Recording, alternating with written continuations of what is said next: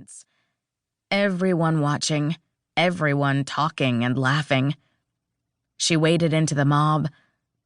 All around her, gorgeous clothes shimmered in rich colors.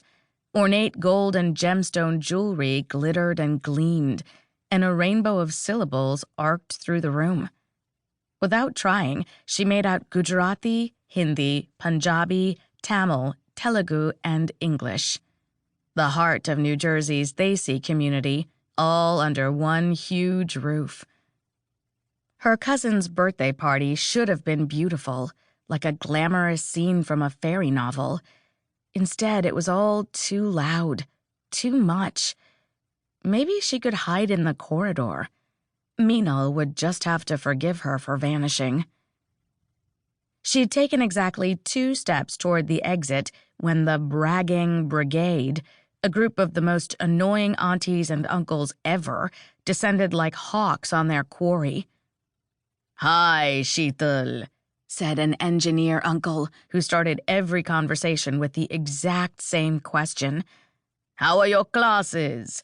Did you hear my Vaibhav got early admittance to Harvard? And Bijal is a National Merit Scholar," an oncologist auntie announced. "That will look so good on her college applications." Sheetal faked a grin. "That's great." Summer vacation had just started, so she didn't have any classes, and anyway, this was all old news. Oh, why hadn't she kept running? The other uncle smiled at her. "Your studies are going well? Still planning on a physics major like your papa?" "Actually, Clown College is looking better every day," Sheetal almost shot back. She nodded inanely instead. "What about your extracurriculars?" Oncologist auntie cut in. "Now that you're a junior, have you thought about volunteering at the clinic like Bijal? You need to be well-rounded these days."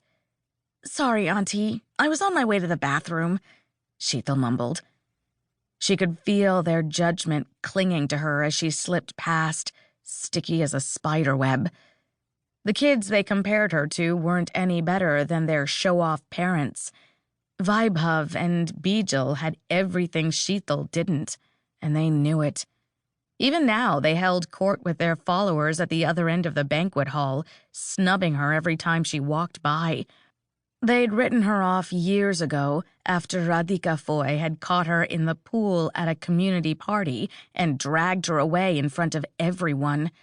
Chlorine and her hair dye didn't mix, as her auntie had pointedly reminded her later, and she'd overheard them making fun of her more than once for being shy and boring. Sheetal wasn't shy.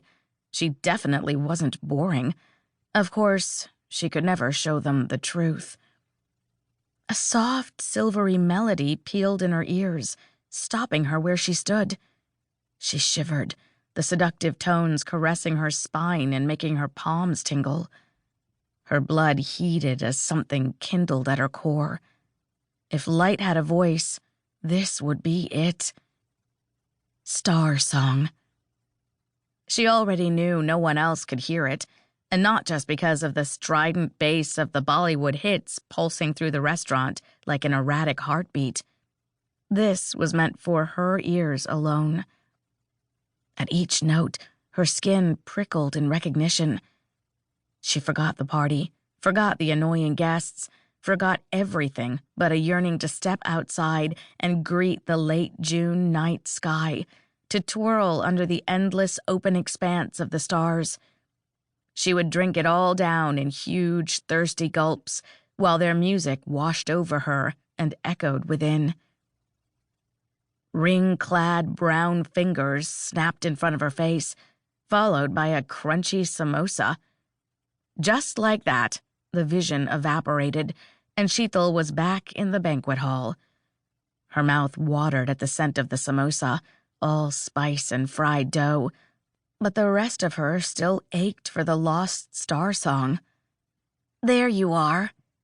Meenal looked amused beneath winged liner and blue-green eyeshadow, the same shade as her heavily beaded satin salwar kameez. "Your auntie just asked me if I'm signing up for that PSAT course with you."